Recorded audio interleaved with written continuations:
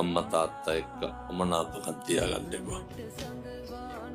අපිට මතක නෑ පින්නතුනි අවුරුදු 20න් එහා එච්චර මතක නෑ. 10න් එහා මතක. අවුරුදු 5න් එහා මතක. මිනිස්සුන්ට මතක තියෙන්නේ අපිට හොටු සූර ගන්න පුළුවන් කාලෙන් පස්සේ විතරයි. එහෙම නෙමෙයිද? මං ගියා ඔය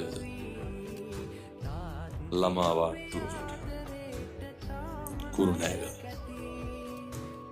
අම්මා පොඩි එකා එක්ක ළඟ ඉන්නවා. අර තාත්තාවට පස්සේ අම්මා ගියා රෙදි කෑලි ටික හොදන්න. තාත්තා පොඩි එකා ගාව තියලා.